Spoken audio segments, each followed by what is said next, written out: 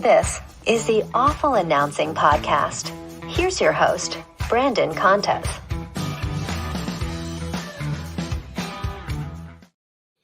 Alrighty, welcome to episode 26 of the Awful Announcing Podcast. I'm your host, Brandon Contes, and this week we have SportsCenter legend, radio icon, and now author of the occasionally accurate annals of football, Dan Patrick, joining us. Dan, thanks so much for coming on the podcast today. Should we refer to this appearance as part of your retirement tour or part of your book tour? Probably a little combo platter. By the way, who picked the music? It sounds like it's out of a 1970s cop show or something. That's. I think that's exactly what we were going for. I like it. Nailed it there. So how did you end up teaming with Joel Cohen, longtime Simpsons writer, for this book? Whose idea was it? It was Joel's, but he had called me and he said, "Are you interested in being an announcer on The Simpsons?" And I said, "Yeah, as long as I'm not playing myself, absolutely." He goes, "Yeah, you're just a regular announcer and it's Homer in a rock skipping contest." I said, "Awesome. I'm all in." And then we just started talking and went back and forth on some things. And then he had some sports questions. And understand that a lot of people, not everybody has a podcast. It may feel that way. But he said, "Look, I got these questions." And then he started asking questions that had to do with the butt fumble, the Patriots mascot, like just crazy things. And then I started going back with him with some of my answers. And I could tell he was a very bright guy. And then he said, "I'm going to write these down. Would you be interested in doing a book?" And I said, "Yeah." But I didn't think it was going to happen. I just thought, yeah, I'd be interested in that. More importantly, I'm excited about doing the Simpsons episode. And then he sent some things back. And then I sent some things back. And then all of a sudden he goes, "Do you care if I take it, to a publisher and see if they'd publish it?" And I go, "Sure, go ahead. Knock yourself out." And he came back and he goes, "We have a couple of different publishers interested." And then I was like, "Oh, shit. Now we got to write a book here." And it's been a great experience. And he was so much fun to work with. Just talked to him again today. And he might want to do another sport, maybe college football. Maybe we do baseball down the road.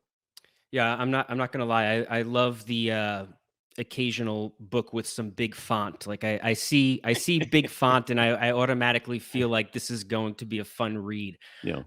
Did you help come up with the format for the book, or were you more so just kind of like asked to weigh in on topics and questions? Oh, there was nothing off limits. It was like, let's throw everything against the wall, and even stuff that doesn't stick, we'll try to throw it up there again and see if it sticks. And each team is represented. We got players represented. He had Andy Richter work with Conan, who wanted to, do a chapter. A lot of his friends were like, "Hey, can we be involved in it to a certain degree?" And I said, "Yeah." So we just kind of threw it all in the blender. But yeah, I came up with a lot of topics, chapter topics, even different athletes to put in. And once again, nothing was off limits because you're not really burdened by truth. You can still have fun. We took poetic license with this. And most of your NFL books are very serious. It's about, gladiators and the decades and the teams and, John Facenda's voice, you can hear it. But we wanted to kind of poke fun at our love of the NFL. Yeah, I think I'm now always going to have the vision of Brett Favre sitting on the bench in 2010, reacting to finding out that you still get paid even if you don't play. Like that reading that now, every time I see Brett Favre, I'm just gonna like imagine him going through, having that conversation with his teammates. Have you ever been asked to write a book forward for somebody? I have. I've declined. Because I was very surprised. I was surprised to see at the beginning of the book, obviously, that you said that you didn't know what a book forward should look like. I was even more so surprised that Adam Sandler said he didn't know what one should look like, just because I would have assumed that Adam Sandler has probably been asked to write them before. I would think that he probably has written them before, or at least he's put his name on a book forward for somebody. Well, I was aware of what a forward was, but I was trying to explain it to Sandler. And I just said, you just write until you stop writing. and write whatever you want to write. And then he said, well, can I write about how much I hate the Patriots? I said, sure. And then I don't know, a couple of days later, he goes, Danny, I changed it. I'm going to write about how much I love the Jets. I don't want to have people think that I hate the Patriots. I hate the Patriots, but I don't hate Tom Brady. And I said, okay. And then he just wrote. And then it was like 48 hours later, he sent it to me. He goes, is this good? I said, looks good. Like, I didn't care. It was just Right. write whatever he grew up in New Hampshire and was a Jets fan. I said, Yeah. go ahead. Yeah. And I know that he loves the Jets and he hates the Patriots, and certainly being up in New Hampshire, having to deal with that. But at the time when he was in New Hampshire, New England probably wasn't consistently good. But I was happy that he was willing to do that. Who do you think is going to have a more extensive book tour, you or Stephen A. Smith?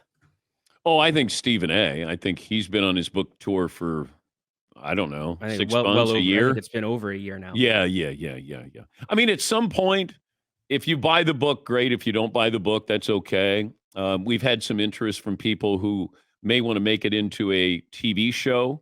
Okay. So that's something that's happened recently, which is kind of exciting. And but no, I did the big show with Keith Olbermann, and we didn't have much of a book tour. We just thought if you wanted to buy it, great. If not, we don't want to guilt you into doing it. And that's the way I feel about this. I'm proud of it. If you buy it, great. If not, it's okay.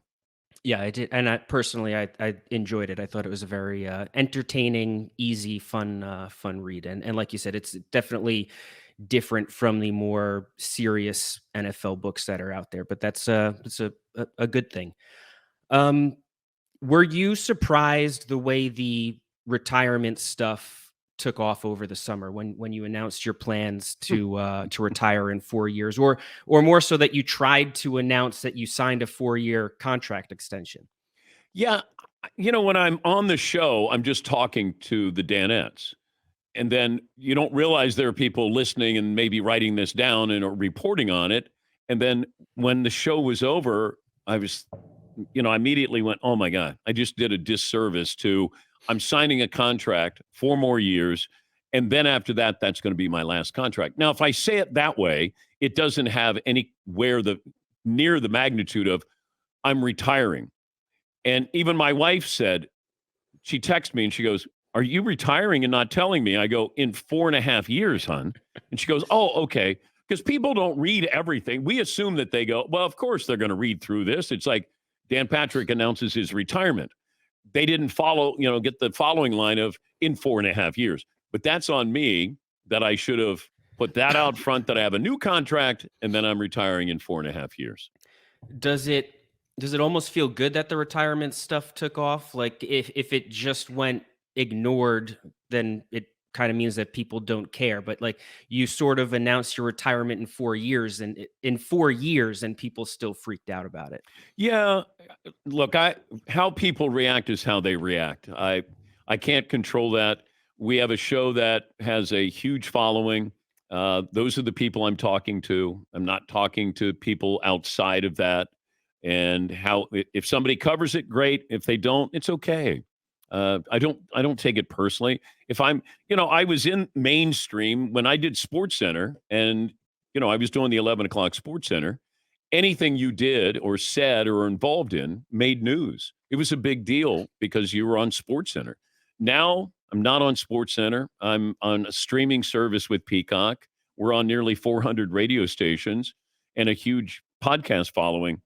That's the only audience I care. Whereas before at SportsCenter, I couldn't control anything. It was, you know what, this could get out of control if you say something about somebody on a show, or you're doing something at the ESPYs, or you do a Sunday night conversation.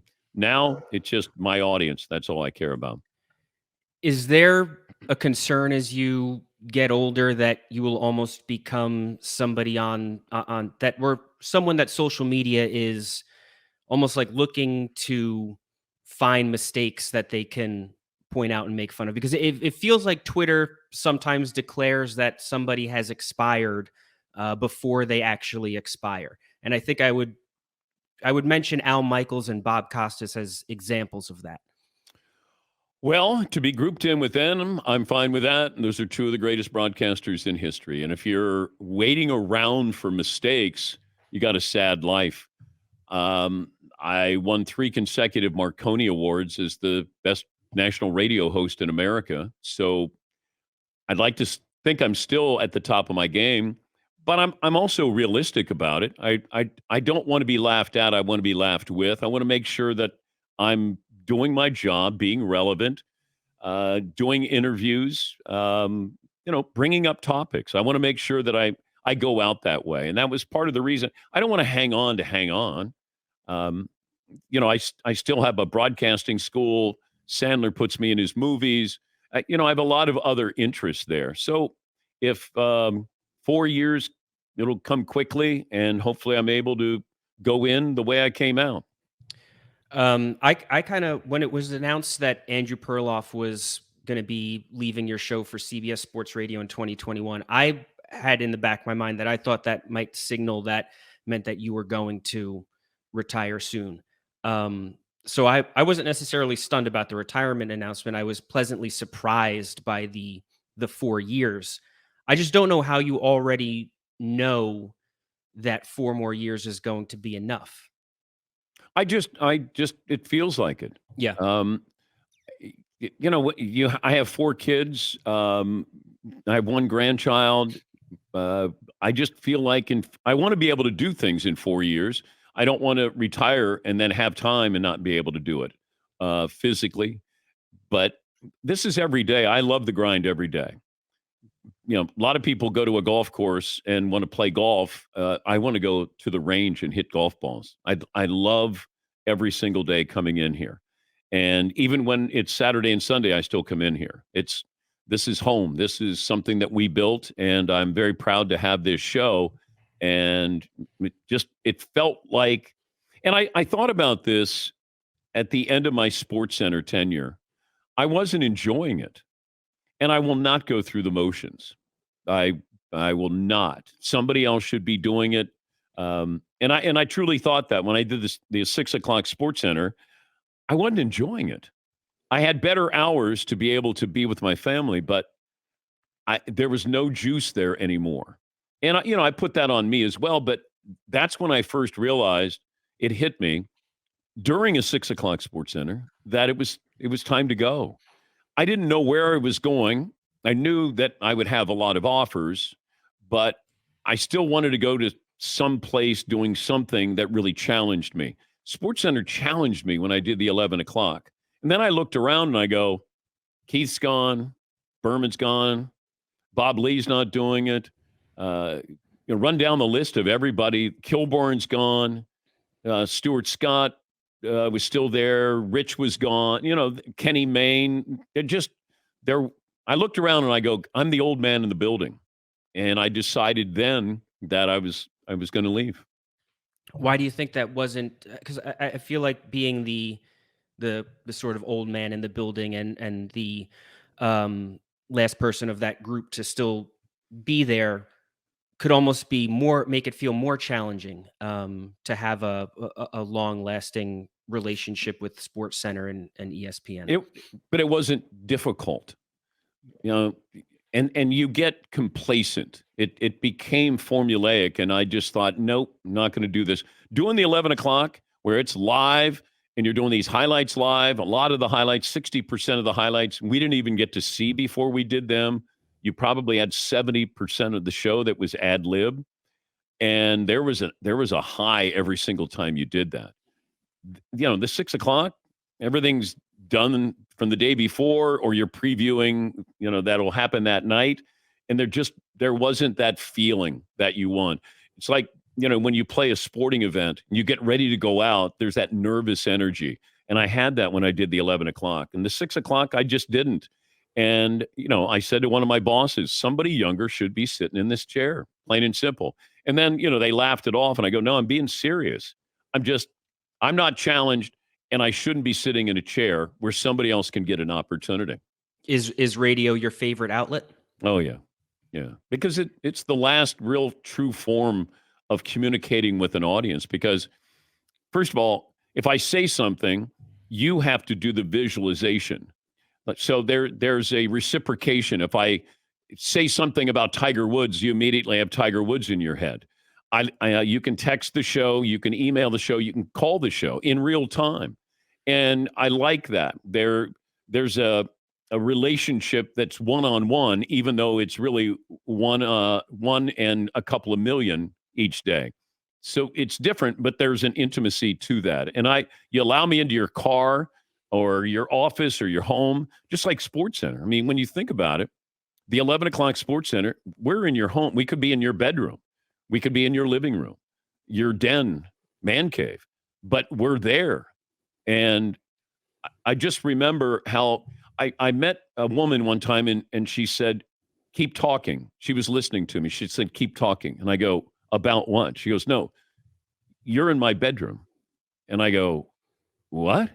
And she goes, no, my husband has, you're on a show. Keep talking. And I kept talking. And then she said, you're on SportsCenter.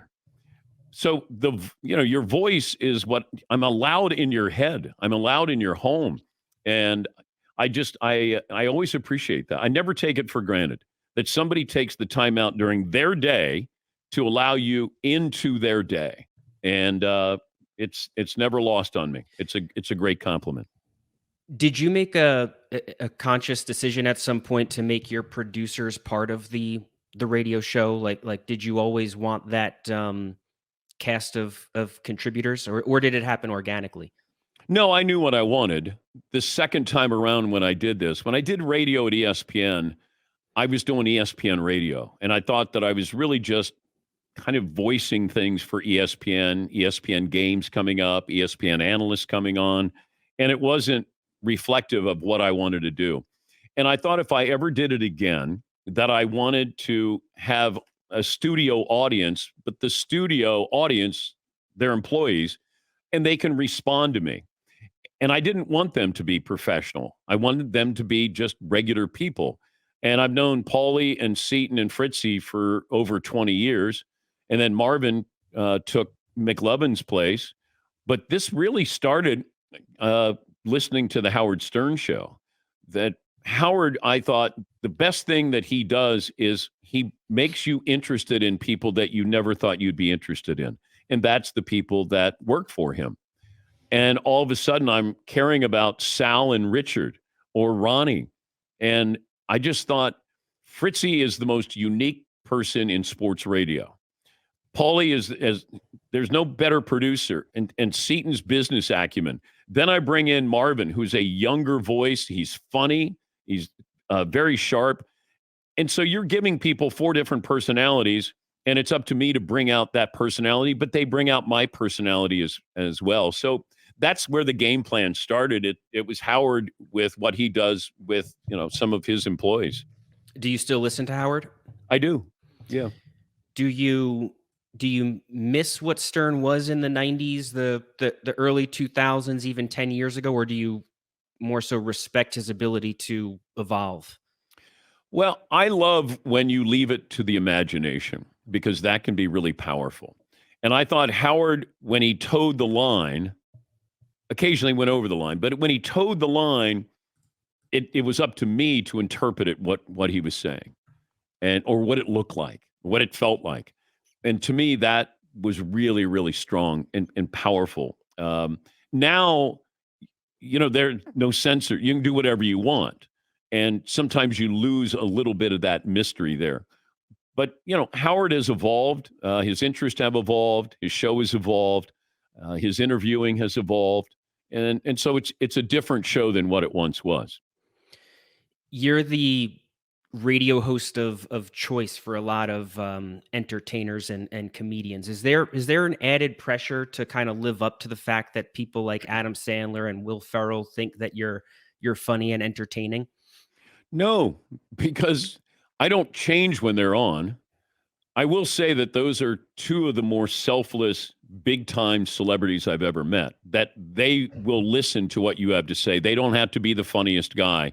And when they come on, it feels like they kind of get up to speed of what we're doing, and they blend right in. But no, I don't feel any. I mean, I put pressure on myself just to have an entertaining show, but I don't go, oh, I got to step up my game and Will Ferrell's on and as quick as he is, let me see if I can keep up with him. Yeah. I don't try to do that. I learned that being around Bill Murray back in the mid 90s, early 90s. Let comedians be comedians. Don't try to be a comedian. If you say something funny, great. But I know my place, and that is let them do what they do, and I'll do what I do. Do you enjoy being in Adam Sandler movies? What was the first one that he asked you to do? I did Waterboy, and then I did Longest Yard, because I did Waterboy, and then I told him, I said, if I could play something else in a movie, then I'd prefer that. And then he said, you're going to be a cop in my next movie, and your name is Danny McEffin Patrick, and you're going to have a mustache. I said, okay. And I'm in Longest Yard playing a cop with a mustache. And he'll write a scene for me. And I think I've been in over 20 movies. But he'll just say, hey, I got a character for you. And I can't stay on set for a long period of time because of my day job. But he'll do something where I come in for a day or two, and then I leave. And he'll write something specifically for me, if he can. And he's been very generous over the years with putting me in his movies. Do you like acting? Is that something that you ever kind of thought that you were interested in doing, or did you just kind of stumble into it with Sandler? I don't like the process of being on set for hours and not doing anything. And then you get on set, and then you do a scene, and then you're done. Just the whole buildup, the waiting of it would drive me crazy. But there's a challenge to it. It's fun, but I'm glad I don't do it for a living. Compared to the the creative freedom that radio offers, was hosting SportsCenter enough of a creative outlet for you? At that time, but I was doing radio, ESPN radio at the time. I never wanted to give up radio. It's in my bones. I have two brothers that were in radio, and I grew up, that's how I listened to the Cincinnati Reds. I listened on radio. It was really an important part of my life. But creatively, SportsCenter was creative because you got to create every night with the highlights. You got the highlight. Now, do you want to add anything to it? How much fun are you going to have with it? What's your angle on these things? So there was always creativity. And then I got to do a lot of the Sunday conversations that ESPN used to do. And then I got to do ESPN radio. There were plenty of outlets. And then I wrote a column, the back page in the magazine as well. So which would you say, I mean, was it just kind of a balance from both, or was SportsCenter, were you able to have more creative freedom with SportsCenter than you were with ESPN radio? Because before, like you commented how ESPN radio was more so almost like an advertisement for everything that ESPN was doing. Yeah, radio was fun. I just didn't think I did a good job. Whereas SportsCenter, I knew I was doing a pretty good job. I knew we were changing maybe how people viewed sportscasting or that type of show. Radio, I wasn't moving the needle from the standpoint of, I mean, we were in had 300 radio stations, but really that's just because of ESPN. I couldn't quite master it. I couldn't quite let myself go.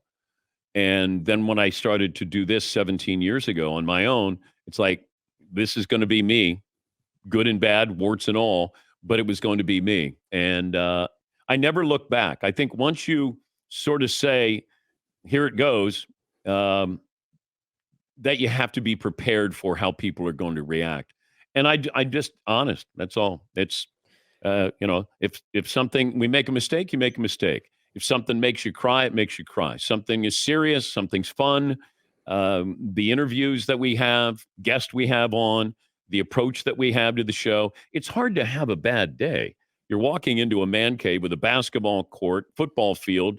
I got Traeger grills, a golf simulator. I got pinball machines. I got 2 bars. I mean, if you don't walk in a good mood, then keep walking. Did you know as a As a radio host at ESPN, did you know that you had more to offer as a radio host than what you were able to do at ESPN Radio? Yeah. But I was representing ESPN. And therefore, if you're on one of the marquee shows, I thought I had to be careful of what I said, how I said, who I said it to, because I'm part of ESPN. I'm protecting ESPN, and I didn't want to be the news. And now when you're a host, you have to be the news. You have to drive it. It has to be your opinion. And back then, I just didn't think that I was in that position to do it. When Tony Kornheiser was different. He was a writer who came in and was doing the show. Colin came in and he was just doing radio. It's like they were almost afforded the luxury of, we're bringing you in for your personality. Whereas my personality was really meant for SportsCenter, and I was doing radio. And I never really had it transfer that I was going to be able to do my show the way Colin was interjecting his personality and Tony Kornheiser. I think I was afraid to do it. Afraid that, I'm going to say something and then ESPN's going to be, pissed off about it. When did you realize your sports centers with Keith Olbermann were turning into something bigger than just anchoring sports highlights?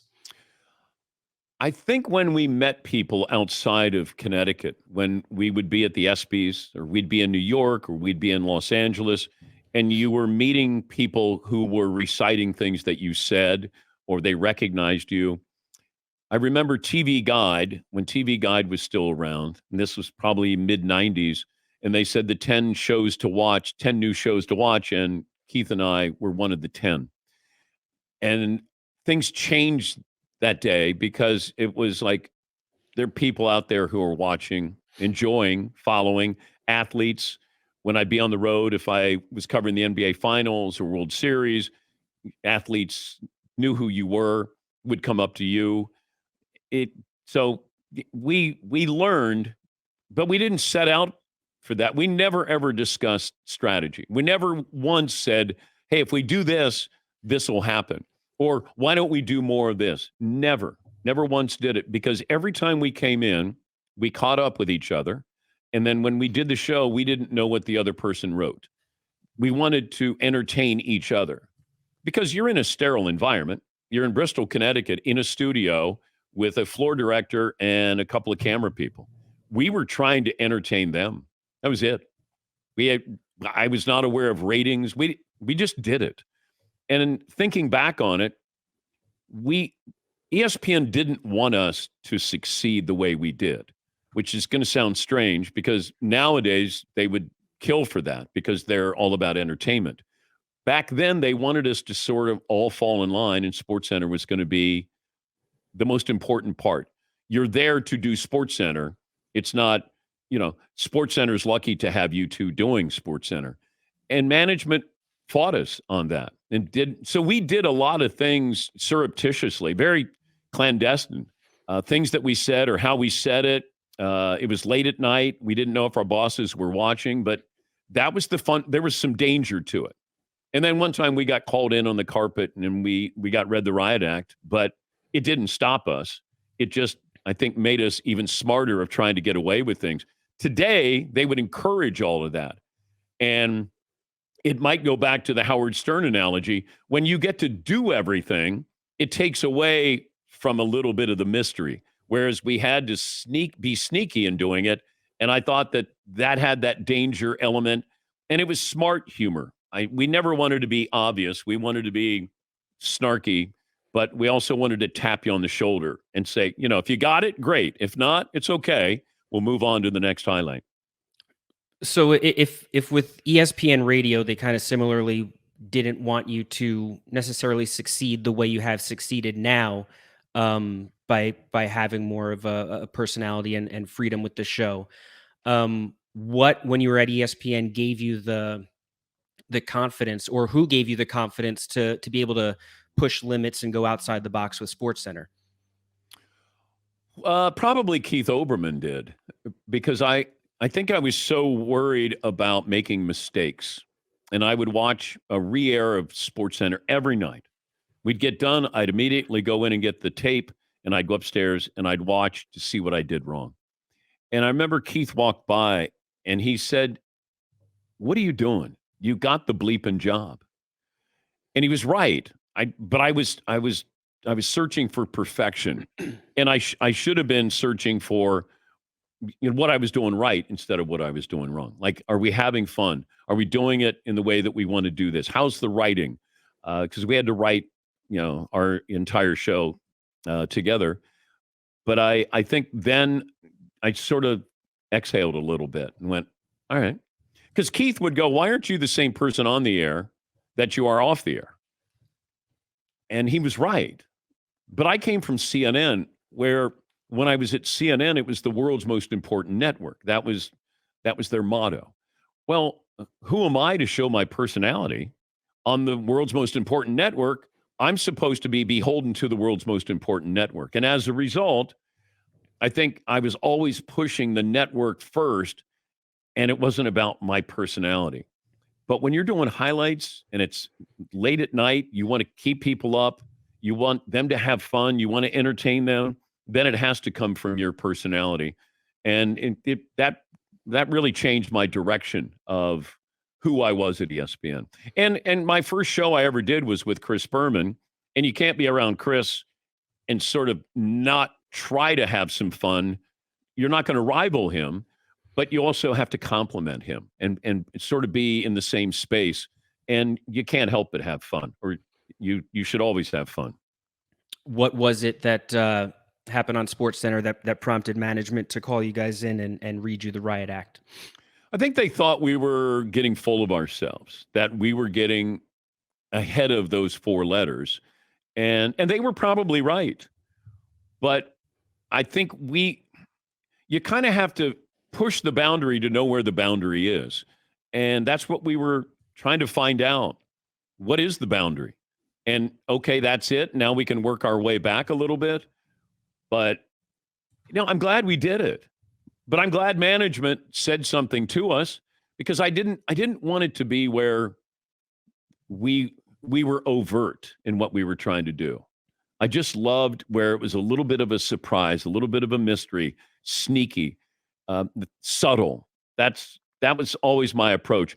And, sometimes you play the straight man to Keith, and maybe it's vice versa. But we sort of knew what we were doing without ever communicating what we were doing.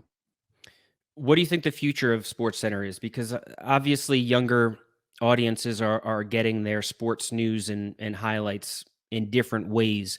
Does SportsCenter still serve a purpose? Oh, it does, because that's common ground. That's still, if there's a story that breaks and it's sports, you're going to ESPN. That's always going to be there.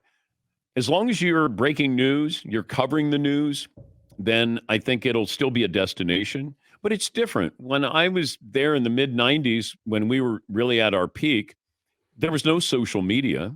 You might know the result of a Syracuse basketball game, but you had to tune into SportsCenter to see the highlights. So we had you tuning in.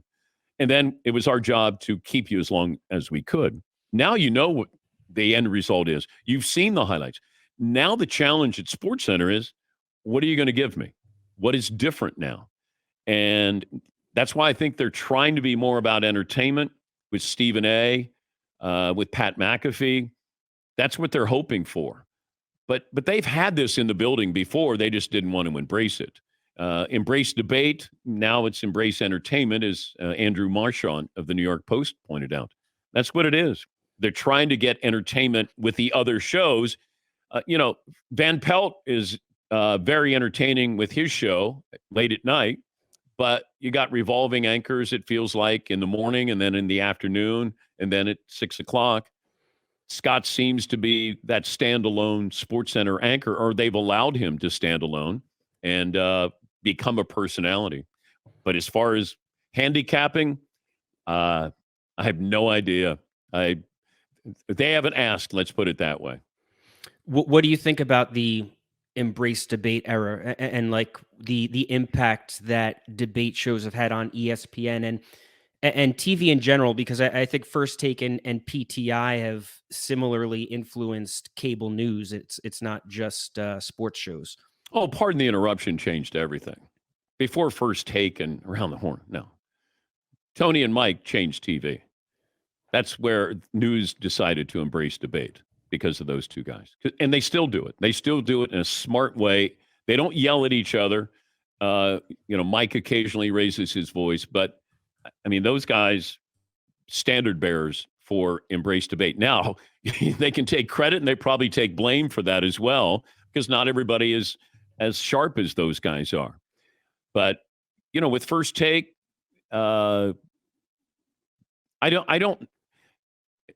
are shows that don't entertain me. I like Stephen A, but I don't like to be yelled at. And I don't like that every show feels like it's LeBron James or the Dallas Cowboys.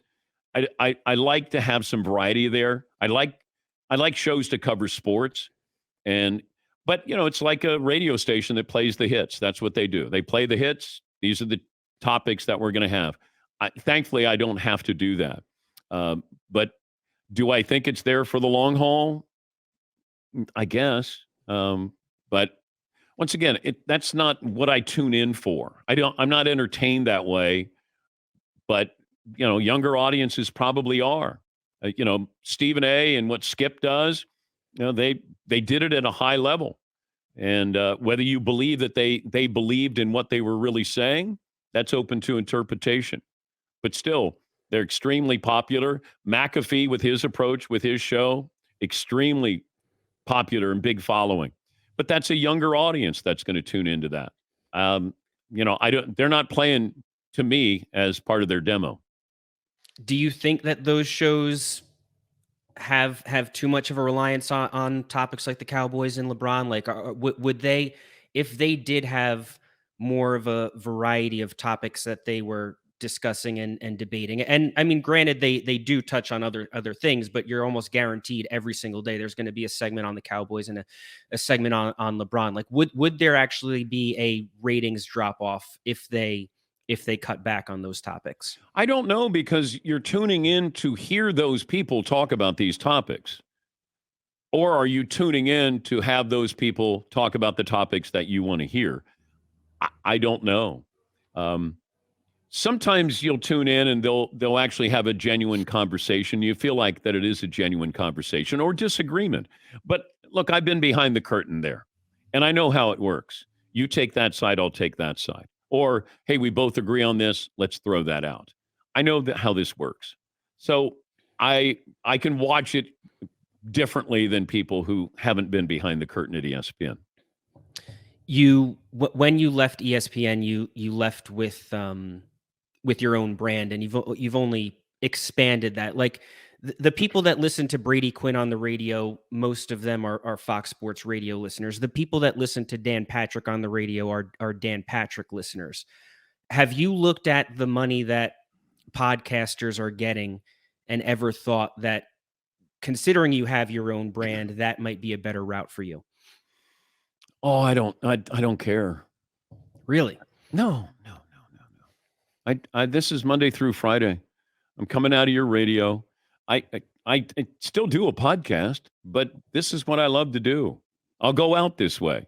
I could do a standalone and do a podcast and then release it whenever I wanted to, whatever time of the day. But that's not what I want to do. And money is not changing me. This is what I want to do, how I want to do it. And for those who have podcasts and big followings, good for you. This is where I'm comfortable.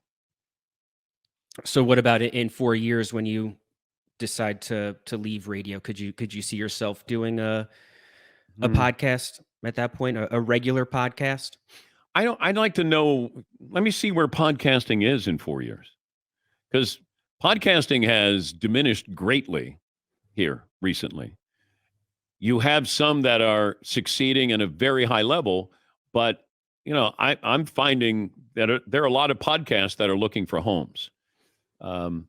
So I don't know what podcasting will be. Will there be something different? I mean, look how quickly podcasting took over. Is there going to be something else that comes along?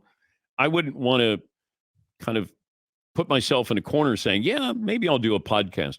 Right now, I don't have plans on it, but if I did, maybe it's a once a week type podcast. But even then, I'd be skeptical of that. Why do you think? Right, I don't want to say Keith Olbermann hasn't been successful in his post ESPN career, but he hasn't found a long-term home. And when you look at your post ESPN career, you look at Rich Eisen, Colin Cowherd, even Skip Bayless. Are you surprised that Keith never found that long-term home after leaving ESPN? Yeah, but you have to understand Keith, like what he wants to do. I thought he mastered SportsCenter and then decided that he wanted to start something different at Fox, or maybe he wanted a different change in his lifestyle. But I've never sat down and asked Keith, why have you moved on from different jobs? Because his ability to be able to master something happens quickly. And then I don't know if he gets bored with it, or what is the challenge? Like, what is it? Quality of life, what he wants to do. I don't know. Those aren't things that I've discussed with him. I just know that I'm loyal to a fault. I stayed at ESPN longer than I should have. I don't regret it, but I know I stayed longer. I was more loyal to them than vice versa. And I'll always be that way. If you believe in me and you gave me a chance and they gave me a chance, and I will always be forever indebted to something like that. But I don't know if, Keith's mindset or approach to a job is what mine is. But mine is, I'll figure it out. I'll make it work. And, I'll be back tomorrow. Did you ever want to get political on your show? Do you like sticking to sports, or does sharing a name with the Texas politician Dan Patrick, does that almost make you less inclined to get political? Well, I told my audience when I first started, if you're going to come here and you expect sports, you're going to get sports. Other people do politics, and they do it far better than we do. And I'm not here to wax poetic about something. If something comes up and I feel like it's pertinent to the show, then great. But I'm not going out of my way to make it seem like I'm the person that should be talking about this or knowledgeable about this. When it comes to sports, I'm pretty knowledgeable. But I told my audience that I would not get political with them. And it's not a cop-out. I'm doing a show that I want to do. If you want to listen to somebody who talks sports, then go listen to them. And they have politics in there. Good for you. This is my show. I lean on my strengths, and this is what I do well. But if you want to talk politics and you're doing a sports show, great. Stephen A. can do it all he wants. I have no issue with that. It's his show. I always tell people, if you don't like it, turn it off. This is what I do. This is how I'm going to do it, and I'm not changing. And I do, hate the fact that the lieutenant governor of, Texas shares the same name, and people think that I'm, against old age people. And, during COVID, some things were said, and like people get mad at me. And I go, that's not me. I didn't say it. That's him. But, people only read just enough. And they're like, Dan Patrick said this. And I go, my wife will say, what did you say on a show today? And I go, about what? About old people. I go, I'm an old person. What are you talking about? So there's no need to get political. The other Dan Patrick's getting political. Have you ever interviewed a president or a former president? Bill Clinton, George Bush, Senior and Junior. And let's see who we've had them come in, but I talked to George W. I mean, we talked Texas Ranger baseball, and then George Bush Senior. We talked Astros baseball. Bill Clinton, we talked football, Arkansas football. I mean, I try to. I don't want to. They don't want to talk politics, and I don't want to talk politics. I want to have you talk sports. All the jerseys that Bill Clinton got, I go, where are those? That they'd always give you a jersey at the White House. And I was curious. are you allowed to? Do you have a man cave? But to be able to talk to them, it's really about finding out what kind of sports fan they are. But it's not to get political. Couldn't care less about playing favorites. And hopefully it doesn't appear that way. Never interviewed Trump earlier in your career? I met Donald Trump back in 1983, maybe. Doug Flutie had signed with the New Jersey Generals. Okay. I went to Trump Tower. When Herschel Walker went to the Generals. I've been in Donald's office before to do an interview with him. Saw him when he was doing The Apprentice. When I was at Football Night in America, I saw him. He came up, said hello, introduced me to Mark Burnett, and said that we should do a show together. And then he left, and I'm standing there with Mark Burnett, who I had no relationship with. And I just said, hey, Mark. And he goes, hey, Dan. And I go, that was awkward. He goes, it always is with Donald. Always is. And that was it. So, yeah, I've had conversations with him, but it's been, sports related. Is there somebody that you would like to interview that you haven't been able to yet?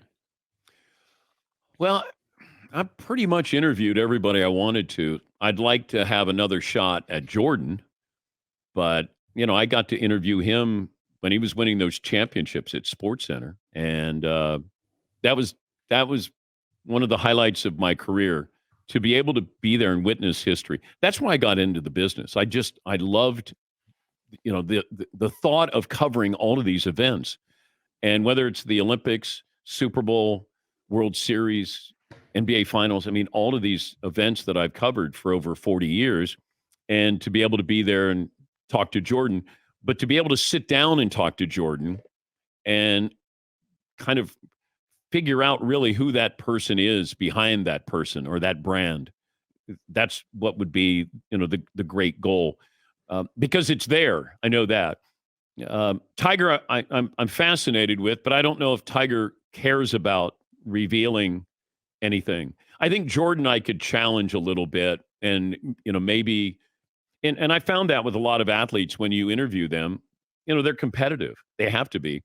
You have to be competitive with them. We had Dion on yesterday, and my first question was, how long does a loss stay with you? And he's like, whoa, okay, all right, we're going there. But he just lost. And challenge. That's what I want to, how long's it stay? And he said it never leaves. How long's the victory stay? And he says, I move on as soon as the game's over.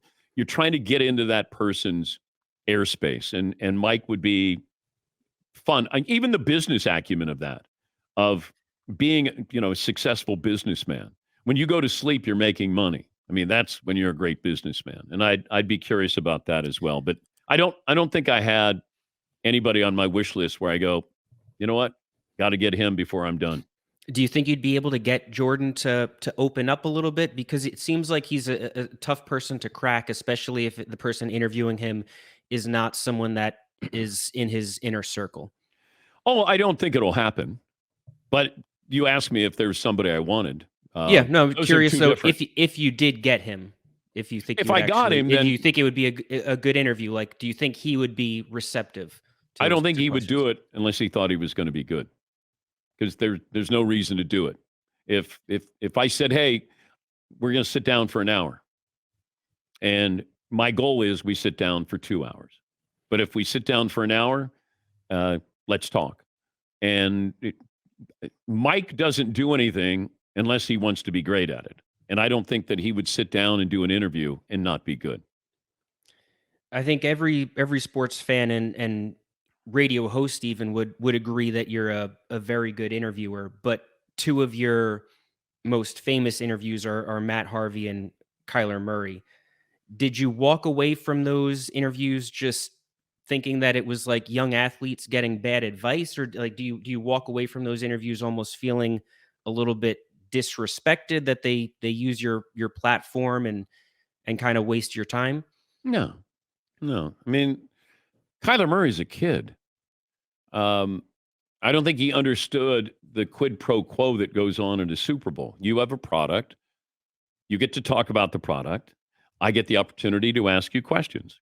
And at the time, we didn't know if he was going to play football or baseball, but that's on him, not on me. Matt Harvey got bad advice. I don't think he understood quid pro quo either. He wanted to talk about Qualcomm as if I was going to have him on just to talk about Qualcomm. This is a guy who's in New York City. You should be a little more aware of that. And he didn't want to talk about his surgery. And I was thinking, well, we're not going to sit here and talk about Qualcomm for 5 minutes, but he was under that impression. That's either bad advice or extremely naive. Kyler, he eventually came back on. He apologized. He laughed about it. I laughed about it. But in the moment, if you're going to freeze up and not say anything, we're going to cut short this interview. And I had no problem doing that. But it's Kyler Murray didn't even know who I was. Matt Harvey might not even know who I am. So it's not like they disrespected me. I just think they weren't any good at what they were doing. And that was sell a product, but answer a couple of questions. By the time you went to NBC, obviously you're a well-seasoned TV personality. The Big Show was a massive hit earlier in your career, but did hosting Football Night in America feel different? Like, did being part of the NFL feel bigger? No. I think when you hand out the Super Bowl trophy, the NFL feels bigger, but it was a studio show. I'm doing highlights. I've done highlights all my career. I've interacted with analysts. You're just landing planes. That's all it is. And making sure they take off and land, timing. But that I was really proud to be a part of that product because I loved working with those people, whether it was the people on camera or behind the scenes. And I'd worked with a lot of those people at the Olympics as well. And that was a lot of fun. But that was Sunday night. So I was working 5 days a week, and then I worked Sunday night till 11 o'clock, and then I'd have to turn around. And I'm still loyal to my radio show. And I was burning the candle at both ends there. I loved doing the Olympics as well, but quality of life. Keep coming back to that. Quality of life. Did working on Football Night in America affect at all what you could or couldn't say on your radio show when talking about the NFL? No. Nobody ever told me anything. And I would not want them to do that. Part of what I was doing, when my agreement was when I started on my own and I was affiliated with other networks, is you can suggest, but it still comes back to me. And I didn't want to be dictated to. These are partners. So if Mark Lazarus at NBC says, hey, can we be careful about bringing that up? Or, hey, can you promote that? Then fine, we can have a conversation. But, if it happened 3 times, then, that might be at the top end of how many times somebody suggested something. But no, I never felt like it comes back to, I still had to do my radio show. That was more important to me than doing Football Night in America. Hey, got to be careful. Don't criticize the commissioner. Nobody said that. And if they did, that's not the way it works. If the commissioner deserves to be criticized, then he'll be criticized. I didn't go out of my way to go, hey, I work for the NFL. I'm going to go after the commissioner. If it warranted something, then I'd say something. But no, and to their credit, they brought me in. They brought me in for a reason, because I know what I'm doing. Were you interested in succeeding Alex Trebek on Jeopardy? Yeah. It was that's the only time where I really had to think hard about, would I leave this? And then I wondered, could I do it? Because Alex worked 50 days out of the year. And he did 5 shows each day on those days that he worked, those 50 days. And that was the first question I asked. That Steve Mosco was running Sony, and he met me in New York and said, look, Alex, we think he's going to retire. And if he does, would you want to do Jeopardy? And I said, I'd be interested in it. And I flew out to LA. I met with him and his executive producer, Harry Friedman. And then we just sort of waited, because they said, if Alex retires, we want you to do Jeopardy. And then Alex decided he was going to stay on. And they said, well, we want to create Sports Jeopardy. And it was on the same set. And it was a great learning experience. And it was fun. And it also gave them an opportunity to see how I would do in the stage with the Jeopardy board and all the things that go with it. I'm thankful that Alex stayed on. We had a great dinner after he decided he was going to stay on. And he never brought up that I might replace him. That was never, ever brought up. I think he wanted to get to know me and allow me to get to know him and take away sort of maybe that awkwardness that could have been there, even though it wasn't. Because, look, he's a gladiator, man. I mean, that guy, he had knee replacement. I remember him talking to me, and I said, you got to rehab. I'm watching him on the show, and he's limping. And I remember I called him. I said, you got to do rehab, Alex. If you're going to continue to do, I wanted him to do it as long as possible. Because what he did is not easy. And but he makes it look easy. And I just remember, do I want to do that and do this as well? And I probably would have given up this to do that because I didn't want to be average at both. I wanted to be great at something. Were you in the running, or did you have discussions about replacing him after he passed away? No. Steve Moscow left Sony, and I wasn't even interested in being a guest host. I just didn't want to do it. I'd been there, let other people, if they want to do it, say they got a chance to do it. But the moment had moved on. Whether it was them and me, just like with Price is Right, when they said you have the job, and it was 1999. They called me out of nowhere, and they said, hey, do you want to host Price is Right? And I go, who is this? And then, they were introduced themselves, and they said, we want to have you, we'll offer you Price is Right. And I said, no, I don't want to, because I was still doing SportsCenter, and I said, I'm not interested. And they said, look, we'll set up a set. We'll set up Price is Right set in San Antonio, because I was going down there for the NBA Finals. And I thought, oh, my God. And I said, well, tell me the work schedule. How much does it pay? And they go, if you take the job, we'll tell you how much it pays. And I go, what? And that wasn't a challenge. I just wouldn't have been interested. And Drew Carey, good for him. He's got the personality to do it. I wouldn't have done it. I wouldn't have done it as well. Jeopardy is challenging. It's interesting. And that would have kept me going. Price is Right would not. Why is hosting Jeopardy a challenge? Well, if you knew how to do it and you saw how they do it and everything that goes into it, and you're doing 5 shows a day, just the information intake is overwhelming. And plus, when people, pick out a category, they just don't go NFL coaches for 100. They'll go NFL coaches for 100.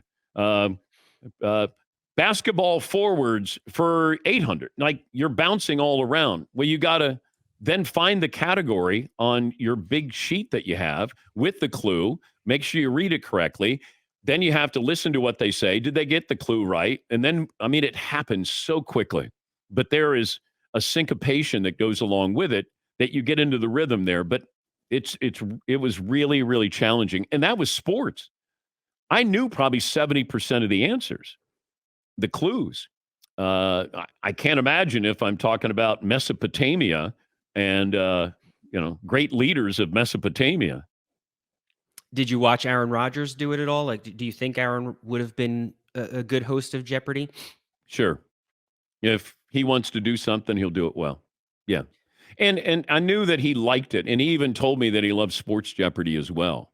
And I believe that he would have been because if you're going to be a quarterback of a team, what are you seeing in front of you? Making decisions. It's all about read and react quick. This. That's what Jeopardy is. There's a clue, answer right, boom. Okay. Blah, blah, blah. Here we go. Another clue. Here we go. And let's take a break. Now we'll go introduce ourselves. Now we'll come back. Now here we go. And then on Final Jeopardy, like it happens so quickly. And if you can process an NFL playbook, then you can do Jeopardy. And I was not surprised at all. So considering that you don't think The Price is Right would have been challenging enough, like looking back on it, are you almost glad that they didn't give you a number for how much it pays? Because I would imagine that there is a number that would have made you say, yes, I'll do it. Yeah, I think it was 10 million, but once again, there's not any amount of money that's going to change my life.